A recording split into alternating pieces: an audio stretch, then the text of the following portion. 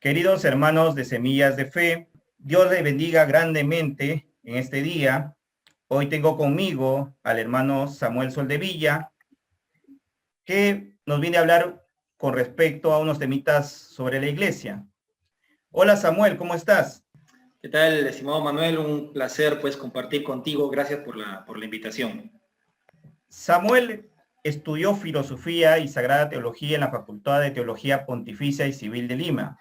Recibió formación jurídica en la Universidad Católica Seden Sapiens y formación musical en el Seminario Santo Toribio de Mogrovejo. También es fundador de Traditio Invicta. Hermano Samuel Soldevilla, ¿me podría decir o explicar un poquito qué es este Traditio Invicta? Claro, cómo no. Traditio Invicta es una institución civil fundada con la finalidad de promover, extender la cultura católica occidental y claro, y por esa razón su fin sería apoyar todo lo que se puede al ideal católico de la instauración del reinado social de Cristo, es decir, que el orden temporal sea gobernado por la doctrina de nuestro Señor Jesucristo, tal como lo manda el magisterio de la Iglesia. Por esa razón, cualquier elemento cultural nacido de la cristiandad que hoy aún permanece, pues, como que de repente un poco golpeada, ¿no?, por las distintas olas de la revolución, pues Traditio Invicta trabaja para poder cuidarlas, protegerlas, promoverlas, que los mismos católicos descubran, ¿no?, las bellezas que han nacido cuando la sociedad era gobernada por la ley del Evangelio, como decía el Papa León XIII, ¿no? Entonces, esa es, digamos, la razón de ser de Traditio Invicta, ¿no? Que a veces el nombre puede sonar un poco extraño, porque está en latín, ¿no? Y de hecho, lamentablemente, pues ya el latín ha sido un poco abandonado por los mismos católicos, pero en principio significa tradición invencible, ¿no? Traditio Invicta. Y es que, en realidad, aunque sea muy golpeada, las tradiciones nacidas de la civilización cristiana, pues van a permanecer incólumes en la medida que haya católicos que las defiendan, ¿no? Como algo muy valioso, como algo que no está muerto, que aún puede dar mucho de sí, y de hecho es lo que necesitamos. De hecho es lo que pide la Iglesia, ¿no? Cuando, por ejemplo, el Papa San Pío X hablaba de la civilización cristiana, él decía, pues mira, no hay que inventarla, no existen las nubes, o sea, la civilización cristiana existió. Lo único que tenemos que hacer, dice el Papa San Pío X, es instaurarla y restaurarla constantemente sobre sus fundamentos divinos y naturales. Entonces, nada más. Lo único que tenemos que hacer nosotros los católicos, pues es eso, ¿no? No tenemos que estar haciendo, digamos, elucubraciones mentales para pensar cómo podemos restaurar la cristiandad, o inventarla, mejor dicho. Lo que tenemos que hacer es trabajar por restaurarla o instaurarla, ¿no? Allí donde estemos, en nuestras casas, en nuestros barrios, ¿no?, en las universidades, en los colegios, etcétera, ¿no? De eso se encarga, pues, Traditio Invicta. Hermano Samuel, la doctrina social y política de la Iglesia enseña que los bienes no negociables son vida y familia. Cada año que pasa, Satanás ataca justamente a esos dos componentes importantes, la vida y la familia. Y ante la ausencia de pastores que salgan y de alguna manera defiendan esos dos pilares fundamentales, es allí que decimos qué debemos hacer. Claro. Antes de tocar directamente o responder directamente la pregunta que me acaba de formular, ¿no?, cabe mencionar lo siguiente, y de hecho está vinculado y relacionado, ¿no?, a lo que hemos mencionado anteriormente sobre la civilización cristiana. Y empiezo como una especie de anécdota a contar, puesto que hace poquito nomás, ¿no?, con un amigo, mientras conversábamos, él era muy admirador, es muy admirador de la cultura cristiana, del paleocristianismo, ¿no? En los albores del cristianismo, cuando todavía permanecíamos pues en las catacumbas, y él me decía, es que tenemos que volver a esta etapa. Yo le digo, en realidad creo que no, le decía. no he encontrado un solo documento magisterial en el que se diga que tenemos que volver a esta época como tal, ¿no? He encontrado, sí, en las últimas décadas, sobre todo Juan Pablo II, que decía que había que retomar las raíces, ¿no?, etcétera, comparándola a la sociedad en la que vivimos, o sea, la sociedad pagana de la antigüedad con la neopagana en la que estamos.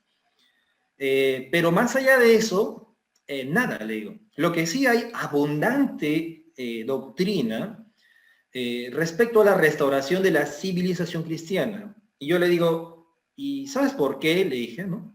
Me estaba explicando. Porque en realidad, si nosotros estudiamos la historia de la Iglesia, nosotros vamos a ver, por ejemplo, una cosa muy interesante, ¿no?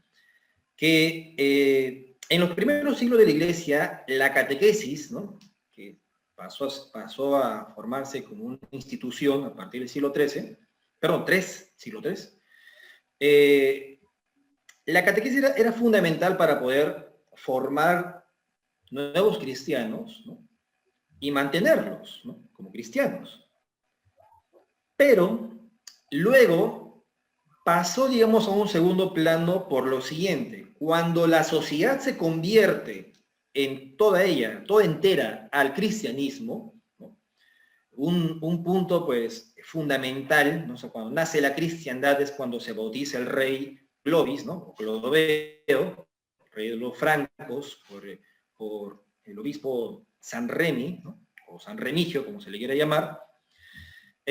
Cuando la sociedad se convierte al cristianismo, toda ella emanaba elementos que de una u otra forma forjaban a los nuevos cristianos. Es decir, catequizaban a los nuevos cristianos por ósmosis, de manera análoga a como la sociedad actual destruye las almas, ¿no?, igualmente por ósmosis. Es decir, dése cuenta, ¿no? Bueno, estoy hablando como si me estuvieran escuchando un montón de gente, pero probablemente sí, he visto que tienes muchos seguidores, pero vamos a ver. Cuando lamentablemente uno sale, por ejemplo, a las calles, ¿no?, el papá sale con su hijito de 4 añitos, recién está ahí, pues, el niño caminando, hablando a las justas, ¿no?, y va el papá a comprar periódicos, y ve, pues, que en las partes de atrás de los periódicos hay unas calatas exhibiéndose ahí para todo el mundo. El niño lo ve. El niño va con su papá a lavar los carros, ¿no?, y ve en la propaganda hay una mujer semidesnuda echando agua en el carro, ¿no? Es una imagen que se repite en la mayoría de lugares donde se lavan autos. El papá prende la televisión, ¿no?, el niño está a su costado y ve la propaganda donde sale una vedette, ¿no?, también semidesnuda, al costado de una cerveza. Y así muchos más ejemplos. Entonces, al niño, como digo, por ósmosis, se le va hipersexualizando de tal manera que se le va educando para que pueda ser un engranaje muy bien utilizable, ¿no?, en la sociedad consumista en la que nosotros vivimos. De manera análoga, en la cristiandad, como conversamos al principio, hacía la diferencia, ¿no? Cristianismo, pues, podríamos llamar a la doctrina que nos dejó nuestro Señor Jesucristo y la custodia, la Iglesia, y cristiandad sería la sociedad, pues, constituida por los reinos cristianos, no una sociedad abiertamente católica. Esa es la cristiandad. Entonces, en la cristiandad, igualmente, cuando el niño iba creciendo, se encontraba en las calles, en un puente, un mural con la imagen de Nuestra Señora María Santísima, se encontraban estatuas de santos, cruces de camino, es decir, por todas partes la sociedad gritaba que era católica. Entonces, el ser humano se forjaba católico, sea como fuere, incluso hasta podemos encontrar crónicas donde hasta los ladrones tenían una religiosidad muy profunda, porque por más que la inmoralidad va a existir siempre, el sentir la identidad cristiana no se rompe tan fácilmente cuando se ha formado desde muy pequeño, ¿no? Entonces, por esa razón es que muchos papas, ¿no?, cuando han hablado de estos asuntos, no dicen volvamos a los primeros siglos. Todos van a decir restauremos la civilización cristiana, porque es justamente la que favorece más a la formación de los cristianos, ¿no? Entonces, en ese sentido, Cuando tú me comentas, por ejemplo, me preguntas sobre los bienes no negociables, que sí, destaca vida y familia, porque son los más atacados, pero en realidad pues también propiedad, educación son bienes no negociables, pero vamos, hoy en día vida y familia son los bienes no negociables más atacados. Familia sobre todo porque es uno de los cuerpos intermedios que es como que el principal y el que más odia la revolución anticristiana, revolución entendida como inversión del orden querido por Dios, ¿no? ¿Por qué? Ustedes saben que la idea de Estado es una idea muy moderna. Antes no existía, no existía el Estado, es una cuestión reciente. Pero, digamos, en el paradigma laicista que sale después de la Revolución Francesa, pues el Estado, al estar divorciado y de hecho incluso se convierte en enemigo de la moral, ¿no? De la moral universal, la moral católica, entonces, pues se convierten a veces, casi siempre, en estados totalitarios, ¿no? Ya no como los que de repente aparecieron en el Tercer Reich, ¿no? Con Hitler y otros más, sino más bien ahora son unos estados totalitarios pero que actúan de manera civilina, ¿no? Y en ese sentido, lo que va a hacer es existir de manera directa. Aquí está el Estado y aquí ya no hay una persona con vínculos naturales y relacionado a otras personas y a otros cuerpos intermedios, no, es un individuo. Es el Estado y el individuo. Y el individuo es un engranaje nada más de todo el aparato estatal, cosa que si de repente lo quitas, lo desapareces, sigue funcionando el Estado, no le importas al Estado. Entonces, en ese sentido, tú podrás entender, ¿no, estimado, cómo es que cuando nosotros hablamos de vida y familia, ¿no? Ya estamos en una situación tal donde la familia es el único cuerpo intermedio que está entre el individuo y el Estado. Los demás cuerpos intermedios, ¿no? Sobre todo las que están vinculadas, los cuerpos intermedios que están vinculados a nuestras tradiciones, que nos dan nuestra identidad, han sido destruidos, sobre todo en las grandes urbes, ¿no? Como es Lima, por ejemplo. Lima, pues, ¿cuántos de nosotros somos hijos de provincianos? Y en provincias que hay una tradición y una cultura, ¿no? Una identidad que ahí mismo ya está siendo atacada y casi desaparece, pero en Lima es completamente alienada la gente que es hija de provincianos. No hay cultura, no hay arraigo cultural. Y es una cultura nacida de la cristiandad, ¿no? Entonces, en ese sentido, la familia es como que el último reducto, ¿no? Que te impide a ti ser una mera marioneta, ¿no? Al servicio del Estado. Entonces, en ese sentido, cuando nosotros hablamos de defender vida y familia, hay una crisis también por parte de aquellos que se dicen defender la vida y la familia. Porque si nosotros hablamos de defender la vida y la familia, así sin más, como si fuesen bienes absolutos, ¿no? Cualquiera puede defenderlo. Por ejemplo, vamos a ver, liberales, pueden haber unos socialistas que puedan llamarse pro vida y pro familia sin ningún problema, ¿no? Podrían haber enemigos declarados de la fe que podrían defender la vida y la familia. Pero, ¿me entiendes? La doctrina de los bienes no negociables de la Iglesia Católica va más allá, ¿me entiendes?, de lo que normalmente podría predicar cualquier defensor pro vida y pro familia en la actualidad, ¿no? Entonces, en ese sentido, conviene mucho profundizar antes que hacer cualquier cosa, antes que militar en aras de cualquier bien o fin, por más loable y noble que sea, conviene profundizar muchísimo la doctrina social y política de la Iglesia para que tú puedas tener una visión general, amplia, concreta, sólida, ¿no?, de cualquier cosa que tú puedas hacer en el orden temporal. Si no lo tienes, probablemente vas a terminar siguiendo cualquier líder o cualquier caudillo que brote, ¿no?, de moda, y es terrible, porque el caudillismo muere cuando muere el caudillo. Y nosotros no seguimos a personas. Los católicos no seguimos caudillos. Los católicos seguimos a nuestro Señor Jesucristo, y nuestro Señor Jesucristo tiene una doctrina clara. Entonces, tenemos que conocer esa doctrina, porque si no, imagínate cómo vamos a militar, ¿no?, en nombre de nuestro Señor, si nosotros no conocemos las reglas que Él nos ha dejado. Por esa razón, entre católicos andan que se pelean. Aparece un católico diciendo, oye, mira, vamos a defender tal bien no negociable. Y el otro va a decir, no, no me parece, que eso me parece un poco anticuado, me parece un poco, ¿cómo dicen? Intolerante, o no, o qué sé yo. Y claro, es que aquí, si tú eres católico, da igual lo que tú o yo opinemos. Eso no importa. O sea, aquí hay una doctrina que es inmutable, que no está sujeta a lo que, a lo que a ti o a mí nos parezca, ¿me entiendes? Entonces, por esa razón, la gran crisis de hoy en día es que, por un lado, no hay católicos que conozcan esta doctrina y se dejan llevar por cualquier líder de moda.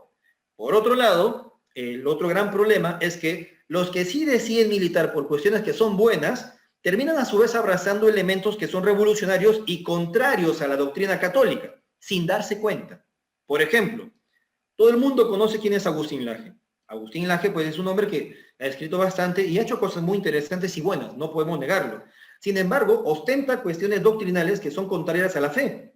Ostenta un liberalismo a nivel moral, a nivel económico, a nivel político, que está condenado por la Iglesia, tan condenado como está el comunismo. Pero los católicos, al no conocer la doctrina, ¿no? Y al tener ese espíritu de seguir a cualquier caudillo de moda, todo el mundo le aplaude, ¿no? A Agustín Laje y se traga junto con la verdad las gotas de veneno que trae lo que él viene a, pues, a exponer en sus conferencias. Lo ideal sería que el católico bien formado pueda aprovechar lo bueno de él, ¿no? Y como ya conoce las cosas, discierne y quita las cosas que están mal. Pero el problema, pues, es que no pasa así. ¿Por qué? Porque antes teníamos nosotros obispos que se encargaban y sacerdotes que se encargaban de repetirlo esto constantemente en las homilías. Es que, date cuenta, antes, en la vieja usanza, por decirlo, por llamarlo de alguna forma, no cualquier sacerdote podía predicar. O sea, hoy en día, pues, lo ordena sacerdote y se lanza, ¿no?, a predicar, ¿me entiendes? Lo que sea, y cuenta chistes y su prédica termina siendo de un contenido tan paupérrimo y pobre que da vergüenza ajena, sinceramente, ¿no? Entonces, digo yo, si los mismos sacerdotes, yo he estado en un seminario, me he formado con actuales sacerdotes y con ellos, con mis amigos, hablo con mucha transparencia y podemos decir con claridad, la formación teológica que reciben los sacerdotes de hoy es paupérrima, es pobrísima. La formación anterior, sacerdotal, era muy elevada, razón por la cual un solo sacerdote podría enseñar infinidad de áreas, no solamente cuestiones de teología y filosofía, infinidad de cuestiones que eran muy útiles cuando no había, por ejemplo, colegios, ¿no? Pero hoy en día no. Hoy en día un sacerdote, pues, ¿me entiendes? Es una pena porque la vez pasada yo tuve un debate con un sacerdote, no voy a decir de qué institución religiosa es, pero el sacerdote era doctor, ojo, doctor en filosofía y doctor en teología. Y cuando yo le hablé de la relación iglesia-estado, él me dijo que lo que yo estaba, digamos, ostentando era una especie de doctrinas superadas por el Concilio Vaticano II, ¿no? Que ya no están, ya no, digamos, que ya como que pasaron de moda y algo así. A mí me dio mucha pena, porque yo le dije, padre, usted está profundamente equivocado, le digo. Sí, le estoy citando libertas, le estoy citando documentos magisteriales preconciliares, ¿no? Pero si quiere también le cito el mismo Concilio Vaticano II, y es que en el mismo concilio, hablando incluso de los propios seglares, habla de que tenemos nosotros el deber, ¿no? No es optativo, sino el deber y la obligación de restaurar el orden temporal, y cuando habla de este orden temporal, dice específicamente que es el orden temporal que tiene que estar sometido a la doctrina de nuestro Señor Jesucristo. En ese sentido, va en contra del laicismo revolucionario, ¿no?, de la Revolución Francesa y de la actual idea de Estado laico, en donde, pues, el Estado se mueve de manera totalmente independiente de la doctrina. Claro, el otro extremo, y que también está condenado por la Iglesia, es el totalitarismo, donde no se distingue la Iglesia y el Estado. Eso también está mal. Lo ideal es que cada uno tenga un ámbito, ¿no?, diferente, bien diferenciado, pero diferenciado no significa separado de manera absoluta. No sé si me dejo entender. Es decir, el orden temporal y el poder temporal y el poder espiritual. El poder espiritual va a tener, eso lo dice la Iglesia y lo enseña clarito, el poder espiritual va a tener una autoridad y una soberanía que se va a aplicar de manera directa sobre todos aquellos elementos que están vinculados directamente a la salvación, como puede ser la moral, ¿no? La doctrina, los dogmas, etcétera, la liturgia, ¿no? Pero en aquellos aspectos que no están directamente vinculados, sino que están indirectamente vinculados a la salvación, la jerarquía eclesiástica tendrá una soberanía indirecta. ¿En qué sentido? En que estos elementos, como puede ser la política, cuestiones de gobierno de empresas, etcétera, estos elementos no van a estar sometidos a la voluntad particular de cada obispo, papa o sacerdote, sino que el gobierno directo de estos elementos va a depender de nosotros los seglares, ¿no? Pero el gobierno indirecto dependerá de la doctrina. En síntesis, el orden temporal se somete a la doctrina, más no a la voluntad particular del clero, y tiene que ser gobernado directamente por nosotros los seglares. Y por esa razón que hoy en día, lamentablemente, vemos que ya no hay instituciones con identidad católica, instituciones civiles. No sé si tú, Manuel, has comido alguna vez estos chocolates de la Ibérica. ¿Los conoces? Sí, claro. Son riquísimos. Sí. La Ibérica fue fundado hace poco más de 100 años. El fundador, como muchas otras empresas, era profundamente católico. Y cuando yo digo una institución civil, ¿no?, con identidad católica, no me estoy refiriendo a que tenga el nombre de Chocolates San José, ¿no? No, para nada. Cuando digo una institución civil con identidad católica es que tenga o se mueva o se rija bajo los principios de la doctrina social de la Iglesia. En ese sentido, no solamente tiene que limitarse, por ejemplo, al justo salario, a cuestiones por el estilo, sino que de cara a la idea de bien común de la doctrina social y política de la Iglesia, no existe mayor bien que el conocimiento y la práctica de la verdadera religión. Por esa razón es que el fundador de la Ibérica, además de cumplir con el salario justo, de promover momentos y horarios para que los trabajadores estén con sus familias y demás, también se esforzaba en detenerse en determinado momento para rezar el Ángelus. Es decir, se esforzaba porque todos los súbditos puedan conocer y practicar la verdadera religión. El dueño de la Ibérica, y no era el único, habían un montón de empresas iguales. ¿Te das cuenta? Y hoy en día no hay, casi no existen. O sea, rara vez vamos a encontrar una por ahí, pero casi no existen. Y es alarmante cuando de repente nosotros analizamos las cifras y vemos pues con tristeza que de manera proporcional al crecimiento de los movimientos laicales postconciliares está la desaparición de las instituciones católicas, perdón, de las instituciones civiles con identidad católica. Desaparecen. O sea, uno crece y el otro va desapareciendo. ¿Por qué? Porque se da aquello que el Papa Pío XII criticaba tan duramente cuando decía que la Iglesia no puede quedarse, no puede encerrarse en el silencio de los templos. ¿Y qué pasa? Que antes el seglar tenía una mayor conciencia de lo que tenía que hacer en el orden temporal. ¿Me entiendes? Él sabía que tenía que conquistarlo. Entonces, para conquistarlo tú no necesitas ser ni filósofo, ni teólogo, ¿me entiendes? Tienes que conocer la doctrina, porque la doctrina y el magisterio no es teología ni filosofía.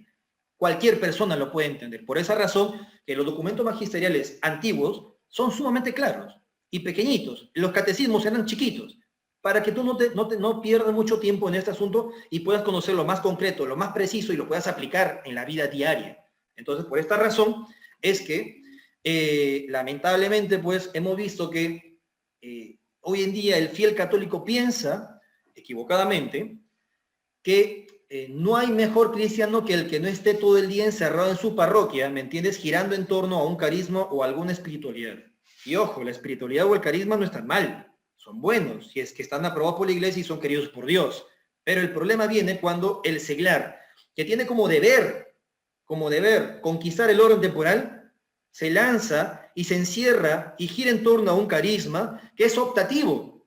O sea, tú puedes elegir si te da la gana o no de vivir un carisma o una espiritualidad.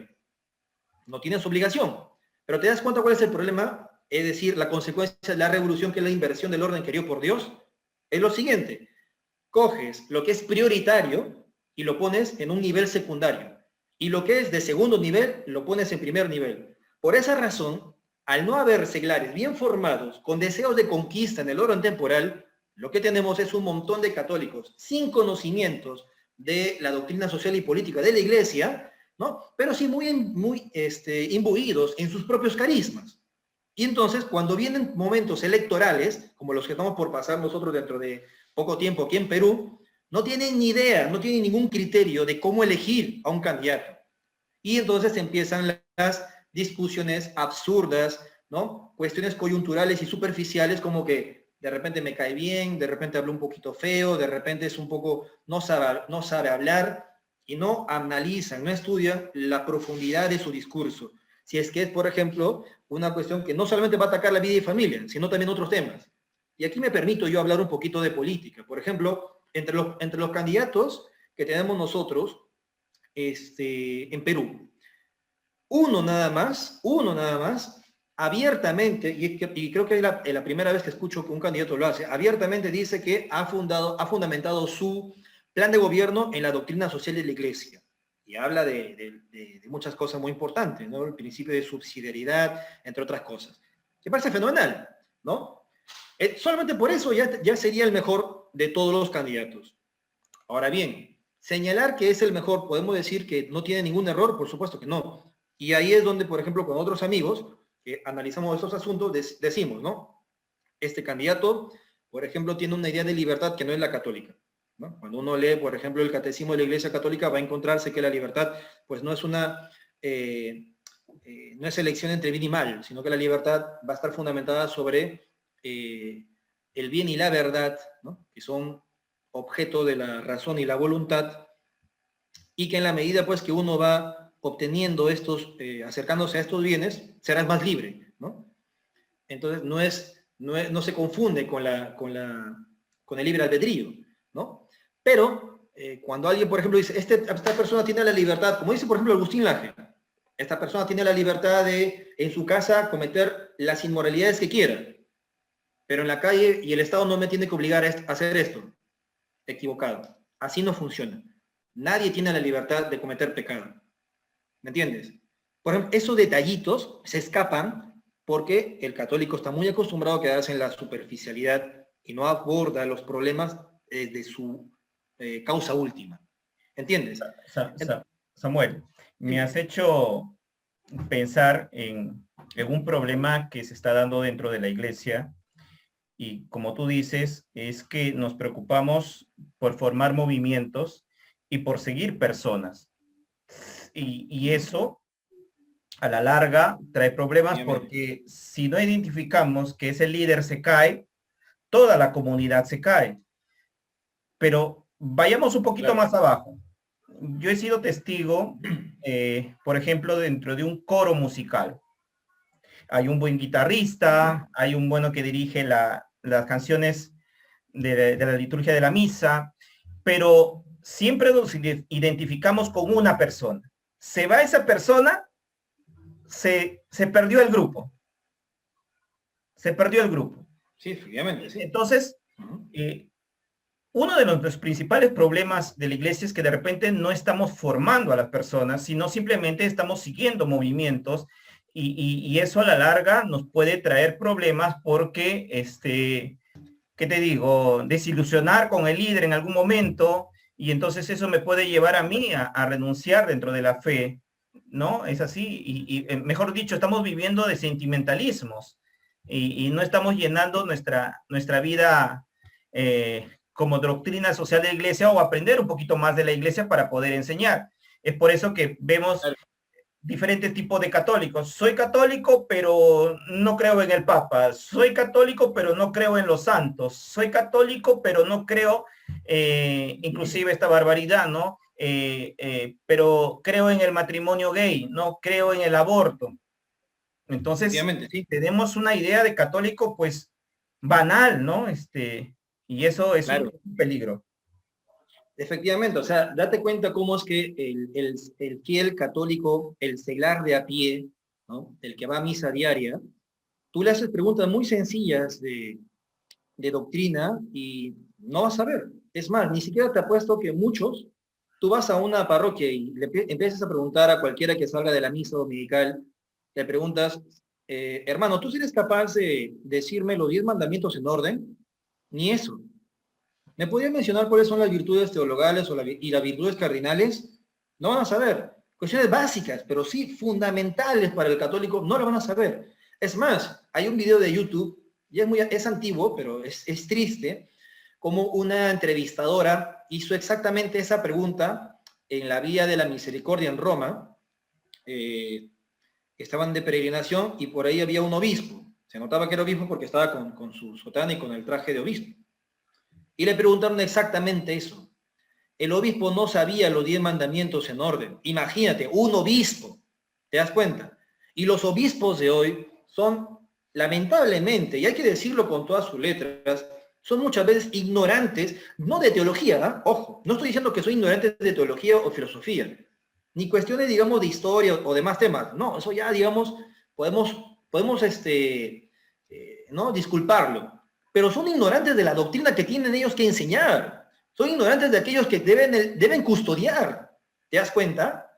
Y lo peor de todo es que ya no solamente son ignorantes, ahora son enemigos incluso de la doctrina católica de siempre. Entonces el fiel no se entera que hay cuestiones que sí son opinables y hay cuestiones que no son opinables. Entonces, el fiel tendría que conocer qué temas no son opinables y decir, si yo estos asuntos los niego o quiero, digamos, querer otra cosa, simplemente pierdo la fe católica. O sea, tú podrías venir a decirme, mira, ¿sabes qué tal o cual cosa es estéticamente desagradable? Y tú tienes la libertad de decir, pues sí, no me gusta. Pero cuando es doctrina, cuando es moral, no es cuestión opinable. ¿Me entiendes? Tampoco es que tú agarres e interpretes la doctrina como te dé la gana. Y eso pasa muchas veces hoy en día por influencia del protestantismo, sobre todo el pentecostalista, que cree que un buen católico tiene que andar con su Biblia en la mano, ¿no? Y es un error, ¿sabes? Porque cuando uno lee el catecismo, lee lo que la iglesia enseña respecto a la Sagrada Escritura, te va a decir que la jerarquía eclesiástica, también llamada iglesia docente, justamente por esto que te voy a decir, es la única que puede interpretar las Sagradas Escrituras con autoridad. Nadie más. Tú y yo, que somos seglares, que somos laicos, no tenemos autoridad para interpretar las Sagradas Escrituras como nos dé la gana. Por esas razones que antes de coger una Biblia y leerla como si fuéramos protestantes, tenemos que conocer el magisterio de la iglesia para saber cómo la iglesia interpreta esa Sagrada Escritura. Porque si no, cometemos el error de hacer lo mismo que hace cualquier protestante, ¿me entiendes? Entonces, en ese sentido, antes que ir por ahí repartiendo, revisando citas bíblicas, lee primero tu catecismo, al menos. Si te da flojera leer, ¿me entiendes? Encíclicas y documentos magisteriales, documentos pontificios, al menos el catecismo, ¿no? Y ya con eso te vas a ir dando cuenta de qué cosa es lo que enseña la iglesia. Después ya, cuando tú abras la Biblia, vas a tener un panorama mucho más amplio y más claro y vas a decir, ah, caray, no voy a estar repitiendo una tontería, como por ejemplo, imagínate, ¿no? Una cuestión que es de naturaleza disciplinar, ya no doctrinal, sino disciplinar. La vez pasada había una persona que me decía,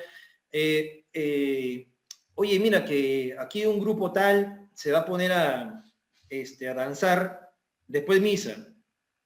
Y yo le digo, no, en la misa, me dijo, dentro de la misa. Yo le digo, ¿por qué? Le digo, porque sí, es que es para expresar la alegría y ya le digo, pero la iglesia no te permite eso, es más, te lo prohíbe. La Congregación para el Culto Divino dice que no se puede.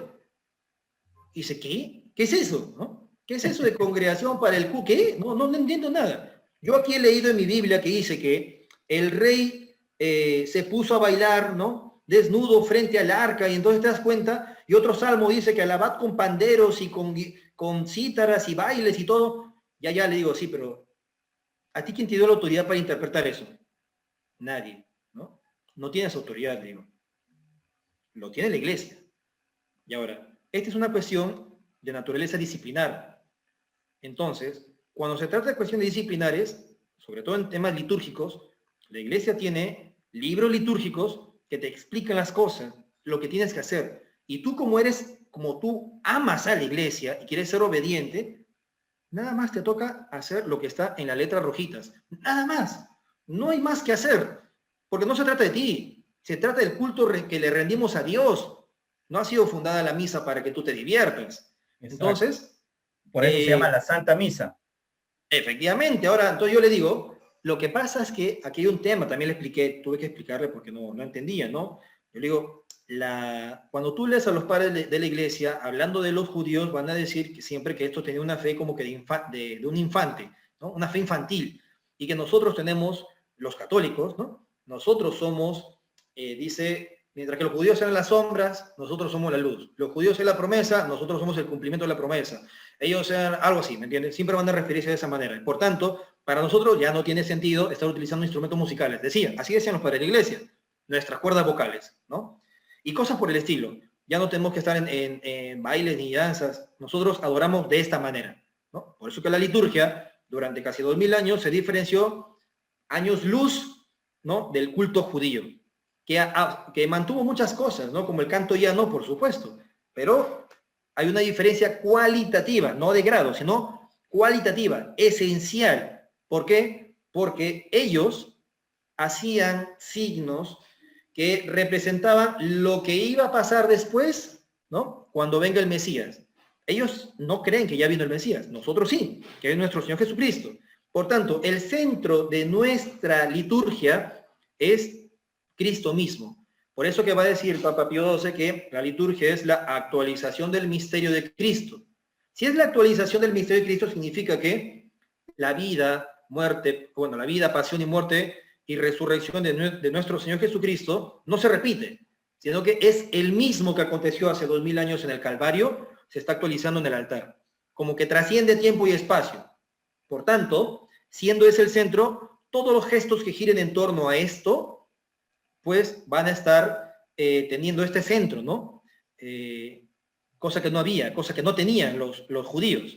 Por esta razón, la iglesia, la única con autoridad para enseñar, va a decir, como ahora tenemos este centro, como esta es la realidad, estos son los signos, estos son los gestos, esta es la disciplina que gira en torno a estos temas.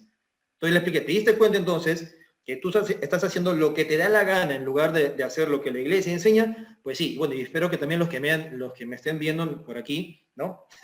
También sepan que ya saben a dónde tienen que acudir. Cuidadito de estar por ahí de repente cogiendo la Biblia, etcétera, ¿no?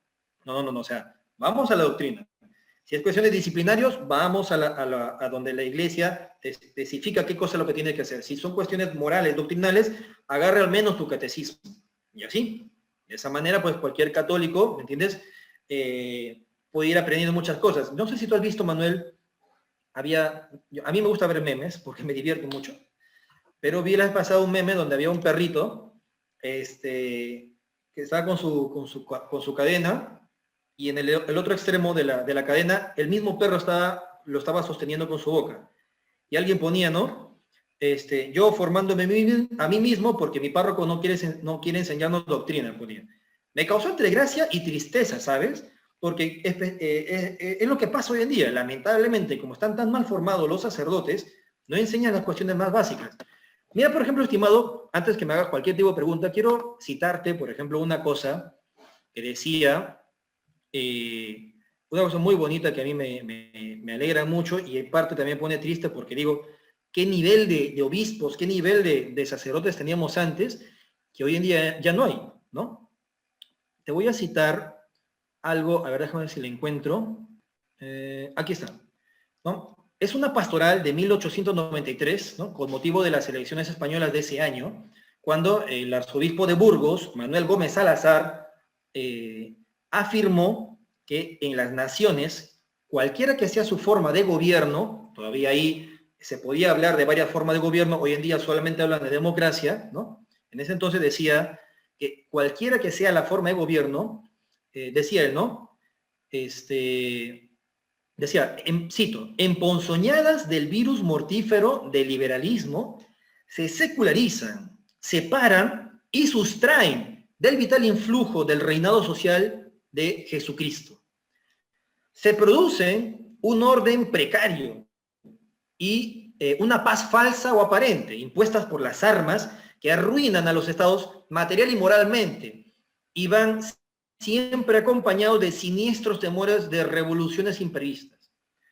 Este obispo, ¿no? Cierro cita, ¿no? Este obispo decía también, decía que no había solución para los problemas del orden temporal que el reinado social de Cristo. Esa era la única solución. Y él lo definía de la siguiente manera, cito, el reinado social de Cristo para él era esto, cito, la ley de Dios y del magisterio infalible de su iglesia, instituida por él para iluminar a los individuos y a las naciones en el orden intelectual, moral y social, y dirigirlos y vivificarlos espiritual y moralmente, por el alma dirige y vivifica el cuerpo. ¿Te das cuenta? O sea, esto no era uno, o sea, era lo normalito, lo que podíamos nosotros escuchar de los obispos, por ejemplo, cuando se acercaban tiempos electorales. Hoy en día escuchamos eso a las justas y hace tiempo. En las anteriores elecciones el arzobispo de Arequipa dijo, ¿no? No se puede votar por candidatos que promueven el aborto y la ideología de género porque es pecado. Fue lo único que le dijo. Y de hecho, está incompleto el mensaje, pero al menos algo dijo. Y los demás obispos lo atacaron. Es una locura, ¿te das cuenta? Los demás obispos atacando algo que el obispo tiene la obligación de decir. Esa es la crisis que vivimos hoy en día. Por eso, ¿cómo vamos a hablar hoy en día los católicos de vida y familia si no tenemos ni idea? A la justa si sabemos que no hay que matar al embrión, ¿no? Ni tampoco el matrimonio homosexual, ¿me entiendes? Es viable. Pero nada más, cuando tú le preguntas a un católico de a pie, ¿pero por qué? ¿No? Dame más explicación, dame más razones, como lo que dice en las Sagradas Escrituras, dame razones de tu fe. No pueden, ¿no? Porque por un lado está la negligencia de no querer estudiar y por otro lado está el clero que está mal formado o deformado y no enseña lo que él tendría que enseñar. Esa es la triste realidad, ¿no? Hablando de memes, yo no he visto memes últimamente, pero sí he visto una fotografía que me causó tristeza y a la vez ver el tipo de comentarios cómo entraban en conflicto por esa fotografía. Era una fotografía que se ha hecho viral de un sacerdote en el altar agarrando a un perrito entre sus piernas, ¿no?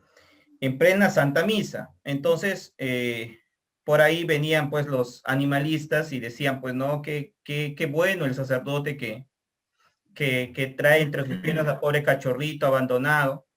Pero algo que tienen que entender es que ahí, en el altar, está lo sagrado. Independientemente de que el animalito sea tierno o no tierno. Pero el solo hecho de ver los comentarios es cuando yo veo que mi pueblo, mi iglesia, está más perdida que nunca.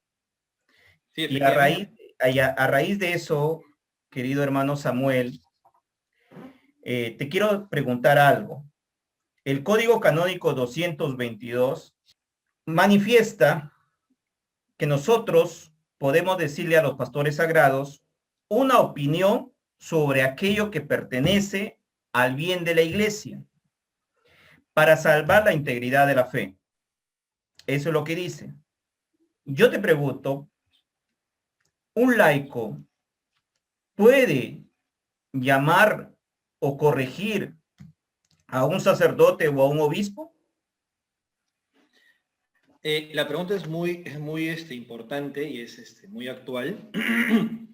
Pero antes de pasar directamente a esta pregunta, para poder un poquito también tocar lo que mencionaste al respecto de la foto del perrito en la misa, antes de pasar, ¿no?, a la pregunta en concreto, quisiera hacer un comentario sobre ese asunto. Cuando a veces entre amigos, que pues también tienen la misma curiosidad de conocer un poquito de lo que es liturgia y estos temas, a veces suelo hacer preguntas que son un poco extremas para que se haga mucho más clara, para que la verdad se note con más claridad. Le digo, ¿no? Imaginemos que hay dos habitaciones, ¿de acuerdo? En una está los 5 santos peruanos: Santo Toribio de Mogrovejo, Santa Rosa de Lima, San Martín de Porres, San Juan Macías y San Francisco Solano. Están haciendo un acto de adoración a Dios. Los 5 santos, ¿no? Ahí arrodillados, haciendo un acto de adoración a Dios. Y en el otro lado, en la otra habitación, está un sacerdote que es ratero, mentiroso, pederasta. O sea, todo lo peor que uno se puede imaginar lo tiene ese sacerdote, pero es sacerdote, lícita y válidamente ordenado. y está celebrando la misa, así, en pecado mortal, después de haber cometido adulterio, ¿no? Está celebrando la misa. Y hago la siguiente pregunta. ¿Cuál de estos dos cultos agrada más a Dios? ¿Cuál? Algunas personas medio que titubean y dicen, no sé, yo no puedo saber lo que pasa por la cabeza de Dios. Ah, que vivo, ¿no? Así no funciona. No es así. Porque hay una realidad objetiva que no depende de adivinar nada, el cual es la siguiente. Si nosotros somos conscientes de lo que es la misa, la liturgia en realidad, como mencioné hace rato, que es la actualización del misterio de Cristo, si comprendemos eso, nos vamos a dar cuenta que no existe mayor bien que ese. Entonces, la misa, independientemente del ministro, sigue siendo mi actualización del misterio de Cristo.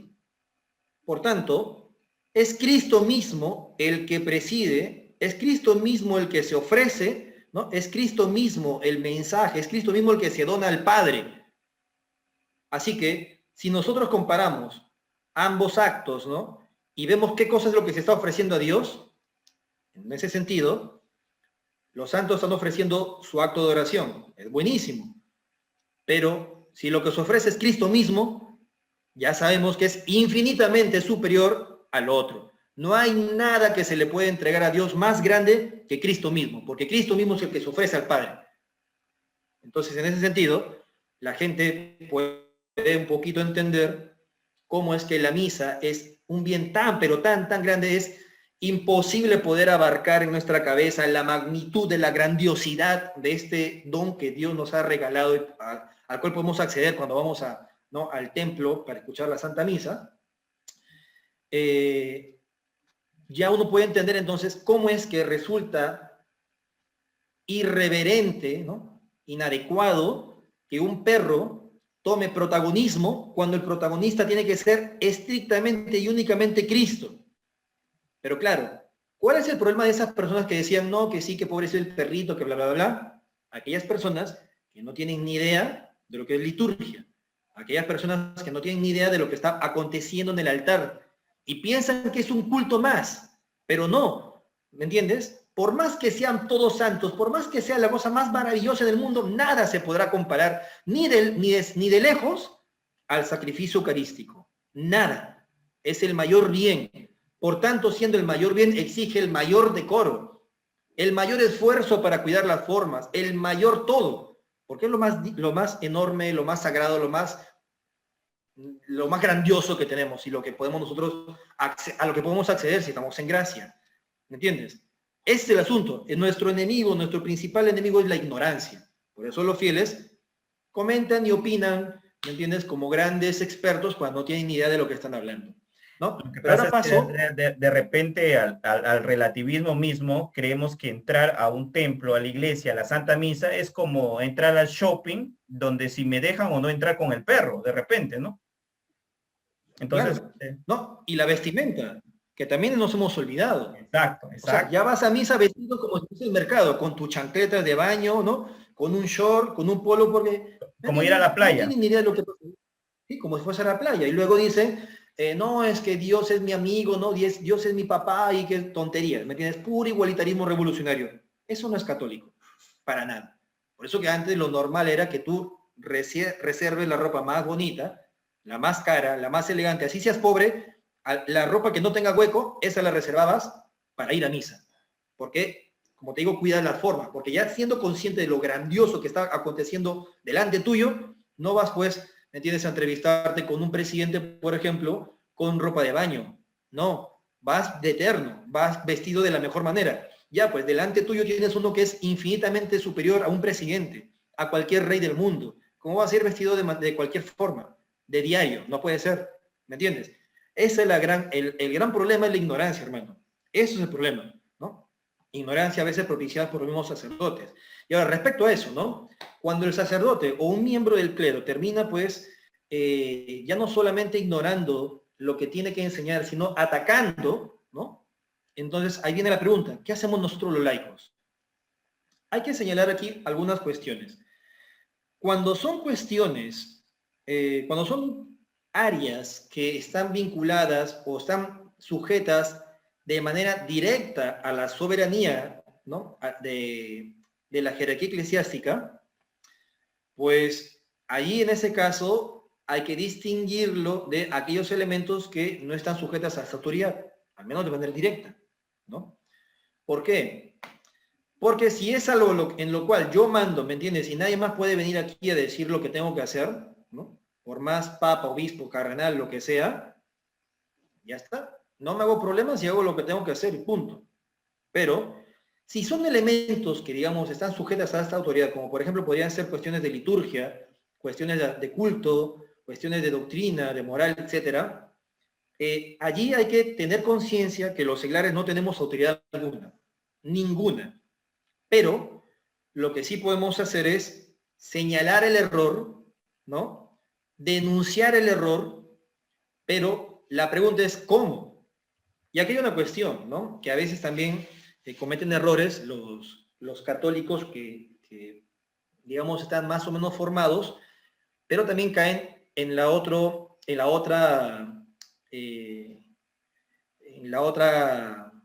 bueno, en el otro extremo, ¿no? Que es lo siguiente.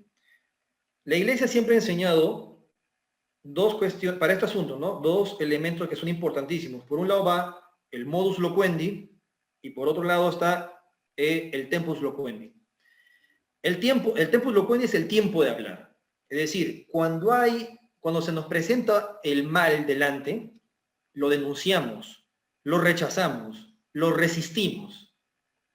Pero no lo hacemos como nos dé la gana. Por eso es que está el modus loquendi, que es la forma en que se va a hacer esa denuncia. Y ahí es, por ejemplo, en este asunto destaca como un paradigma de lo mejor es que hay Santa Catalina de Siena, que resistía, ojo, resistía los errores del Papa de su época, que era terrible, ¿no? Tenemos noticias también de la reina Isabel la Católica, siendo reina, como resistía los errores de un cardenal que también era un inmoral. Y así porque, como cualquier ser humano, los miembros de la jerarquía eclesiástica pueden equivocarse, pueden dejar, qué sé yo, abandonar, cerrarse a la gracia de Dios y caer en pecado y de manera continua y escandalosa.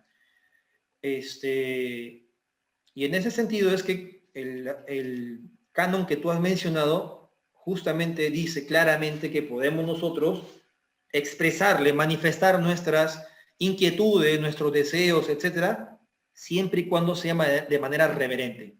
Lo dice clarito. Ahí se ve entonces el tempus loquendi y el modus loquendi.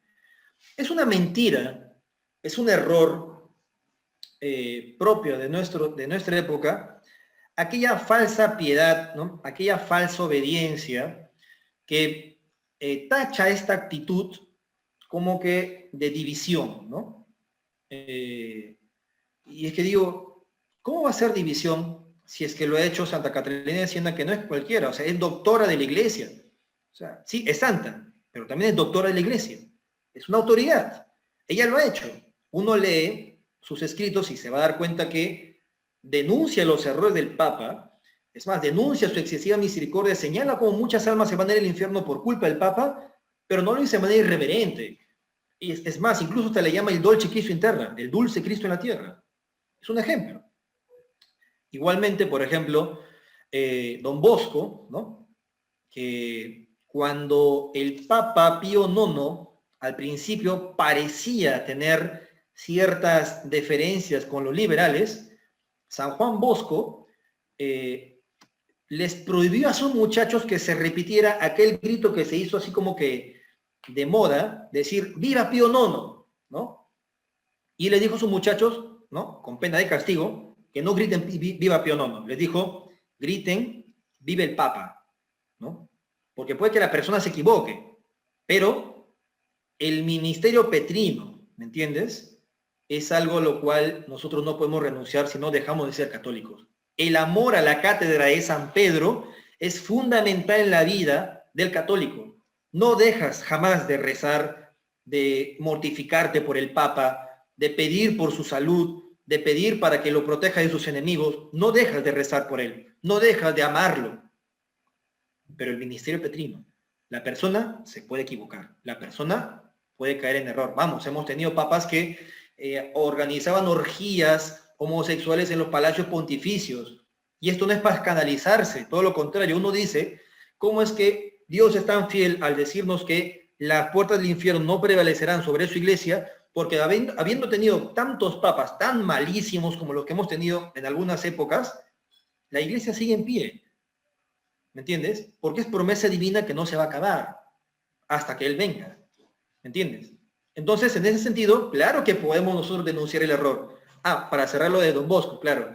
Luego Don Bosco, luego el Papa, pues sí, se volvió ya ultramontano y empezó a denunciar el liberalismo como solamente Pío IX sabía hacerlo. Y ahí recién, cuando ya todo el mundo ya no quería gritar viva Pío IX, ahí recién Don Bosco le dijo a sus muchachos, ahora sí con ganas griten viva Pío IX, porque es claramente antiliberal. ¿Me entiendes? O sea, eso lo han hecho los santos, ¿me entiendes? Y así muchas historias más, que no me voy a detener para no alargar esto, pero creo yo que la idea está clara. O sea, tenemos ejemplos de un montón de santos, doctores de la iglesia, gente emblemática católica, que nos enseñan cómo nosotros podemos resistir y denunciar el error, manteniendo siempre la reverencia y el amor a la jerarquía eclesiástica. Parafraseando un poco, Samuel, a lo que hemos estado tocando, yo te podría decir, las fuerzas del infierno no prevalecerán porque hemos tenido santos que no han callado, ¿no? Efectivamente. Santa ¿sí? Catalina de Siena tiene su frase favorita, por haber callado, el mundo está podrido. Yo te pregunto, ¿ahora existen esos santos que no callan? ¿O nos tragamos todo lo que nos dicen, todo lo que nos hacen, y nosotros seguimos encerrados en nuestra burbuja? Claro. Pasa lo siguiente, mira, estimado, acá hay un error que se nos ha infiltrado en las últimas décadas. Vamos un poco a describir cómo era en la antigüedad, ¿no? Que ni tanto, vamos, hace 100 años atrás. ¿Cómo era la vida de la iglesia hasta hace 100 años atrás? El Papa, ¿no? Como comenté, el Papa podía ser el peor de los inmorales y eso no afectaba a la iglesia entera. Para nada. Porque la iglesia entera ni se enteraba de lo que opinase el Papa. Ojo, opinión. La opinión de un Papa no es vinculante para ningún fiel. Es una opinión más. ¿Me entiendes? Si quieres la escuchas, si quieres no la escuchas. Te puede dar igual lo que opina un Papa, porque es opinión. Pero cuando el Papa habla, ¿me entiendes?, con autoridad y por tanto se constituye como magisterio ordinario del Papa, eso sí ya es vinculante. Y habría que ver qué nivel de magisterio va a emitir, ¿no? Porque hay niveles de magisterio y cada uno pues exige una respuesta diferente del fiel. Ahora bien, entonces, tú imagínate, ¿no? Hoy en día pues cuando va el Papa en el avión, le preguntan, ¿no? ¿Qué opina usted sobre esto? Imagínate en la época de Hierro, ¿no? Cuando a un Papa que hacía orgías homosexuales le hubiesen preguntado, ¿qué opina usted sobre las relaciones homosexuales? ¿Qué quieres que hubiera opinado? Probablemente hubiera opinado desgracias. ¿Pero tú crees que eso le interesaba al pueblo, al fiel? Le importaba un pepino, ¿me entiendes? O sea, el fiel no le importaba, no le interesaba aquello que opinaba el Papa o lo que pasaba dentro del Palacio Pontificio. No era vinculante para el fiel católico. El fiel católico seguía haciendo lo que tenía que hacer. Si era campesino, si era artista, si era soldado, ¿me entiendes? Hacía lo que tenía que hacer como seglar. Los religiosos hacían lo que tenían que hacer como religiosos. Y al Papa se le escuchaba cuando emitía un documento. Mientras no emitía ese documento vinculante para todo fiel, los fieles hacían su vida con normalidad. ¿Cuándo fue que esto cambia? Cuando con Pío XII fue que por primera vez en la historia de la Iglesia, los fieles de todo el mundo podían escuchar la voz del Papa con el invento radiofónico, ¿no? Y los mensajes radiofónicos que podía a partir de ahí hacer el Papa. Todo el mundo podía escuchar lo que decía el Papa, lo que opinaba el Papa, ¿no? su voz del Papa, que antes era completamente desconocida, ni la cara conocían del Papa antes, ¿no? Y a partir de ahí se empezó a generar dos actitudes negativas, ¿no?, por parte de los fieles. Por un lado, están aquellos que, bueno, ambas posturas tienen cuestiones en común, ¿ah? Ambas posturas viven y se desviven por estar constantemente atentos a lo que pueda decir, hacer o dejar de hacer el Papa. Unos para atacarlo, para estar constantemente metiéndole palo, todo el día dejando de hacer lo que tienen que hacer, y otros para casi idolatrarlo, ¿no? Hay dos facciones, dos posturas equivocadas, ¿no? Entonces, en ese sentido, uno se puede dar cuenta que está mal el asunto, porque el seglar no debería dejar de hacer lo que tiene que hacer, ni tampoco estar desviviéndose por lo que opina un papa, ¿me entiendes? O sea, cuando alguien me dice, oye, mira que el papa dijo, y Claro, la iglesia continúa, ¿no? la iglesia continúa, ¿me Tú tienes entiendes? que seguir haciendo lo que debes hacer. No, no, Claro, efectivamente. Claro, y el problema es que la gente que normalmente tiene esa actitud deja de hacer lo que tiene que hacer, deja de buscar conquistar el orden temporal para Cristo Rey, para estar todo el día pendiente de lo que haga la jerarquía eclesiástica, ¿no? Y ahí están, viviendo todo el día. Y se nota en sus redes sociales, todo el día compartiendo noticias para atacarlo, para casi idolatrar al Papa. Todo el día están ahí, que mira, que es esto. Y yo cuando veo esa gente digo, pero caramba, no tiene otra cosa que hacer en el día a día, ¿no? Da que pensar, ¿no? O sea, esto estaría bien para los comunicadores, por ejemplo, como tú. Cuando una persona se dedica a comunicar noticias, ellos entienden, ¿me entiendes? Porque están haciendo un servicio de difundir noticias. Pero el hombre de a pie no. Pero hoy en día, pues todo el mundo se cree comunicador, todo el mundo, ¿me entiendes? Se cree opinólogo y empieza a opinar de cosas y empiezan a elucubrar, ¿me entiendes? Teorías y cosas por el estilo. Un seglar de a pie, fiel a lo que siempre has hecho en la iglesia, sigue tranquilo, no pierde la paz y hace lo que tiene que hacer. Y se junta con los que piensan igual. Eso es lo interesante. mira, Samuel, lo que pasa es que cuando me tocan ese tema, por ejemplo, de lo que pudo haber dicho el Papa o no dijo el Papa, yo mayormente les digo, hermano, a ti, Cristo, ¿qué te ha mandado a hacer? ¿A seguir lo que dice el Papa o a predicar la buena nueva? Entonces, Efectivamente, claro. nosotros tenemos una misión y nada nos debe distraer de esa misión, que es compartir la buena nueva. Claro. A tiempo y a destiempo. En Exacto, todo momento. en todo Bueno, momento. justamente por eso te decía también, cómo es que viven casi como que como ovejas sin pastor, los fieles, pero es que claro, ese espíritu caudillista está tan impregnado en el fiel de a pie, que está esperando que venga un obispo o un sacerdote o el papa a liderarlo para cuestiones que a él le competen en el orden temporal. La vez pasada igualmente conversaba con unos amigos y me decía uno, ¿no? Pero es que de verdad deberían salir los obispos y dirigir las actividades pro vida y por familia. Yo le digo, ¿por qué? ¿Por qué? Digo, ¿en qué parte del derecho canónico dice que eso tiene que ser obispo? ¿En qué parte, cuándo en la historia de la iglesia aparecía un obispo liderando ese tipo de actividades? Jamás. Eso es estrictamente de orden temporal y por tanto competencia de los seglares. No tiene que meterse un obispo. El obispo, claro que puede apoyar, como el que yo he citado, pero enseñar la doctrina, predicar la doctrina social y política de la iglesia, pero no liderarlo, ¿me entiendes? Porque ahí lideran los seglares. Ahí no hay espíritu, no tiene que haber espíritu de caudillismo, ¿me entiendes? El seglar tiene que forjarse correctamente para poder gobernar el orden temporal, con autonomía, siempre fiel, ¿no?, y sometido a la doctrina de nuestro Señor Jesucristo. Así tienen que funcionar las cosas. No esperar, ¿me entiendes?, con espíritu caudillista a que aparezca un obispo para que te lidere y tú, ¿me entiendes?, como el toro cuando le jalan de la argolla, vas detrás, ¿no?, de él siguiendo sus pasos. Así no funciona. Jamás la historia de la iglesia funcionó así. Nunca. Eso está mal, ¿entiendes? Y así es el asunto. O sea, por esa razón, ¿me entiendes? Tú puedes tranquilamente, si el obispo, por ejemplo, vamos a ver, viene un arzobispo y te dice, critica, ¿no? No, que tú no puedes hablar en contra del Estado laico. Con todo respeto, su eminencia o su excelencia, dependiendo si es cardenal o obispo, ¿entiende? Usted no tiene ninguna autoridad sobre este asunto. Yo voy a atacar la idea de Estado laico porque así lo manda la doctrina social y política de la Iglesia. Y esta doctrina pesa más que su opinión. Su opinión para mí no es vinculante. La doctrina sí. Entonces, hago lo que tengo que hacer y punto. Tengo que obedecer a Dios antes que a los hombres. Si a usted no le gusta, qué pena, ¿no? Si usted abraza doctrinas contrarias a la condenadas por la Iglesia, como es el socialismo, por ejemplo, allá usted, Dios lo juzgará, ¿no? Pero yo hago lo que tengo que hacer. Combato según lo que la Iglesia me dice. Y ya está, permanezco fiel, ¿no? No hay desobediencia allí.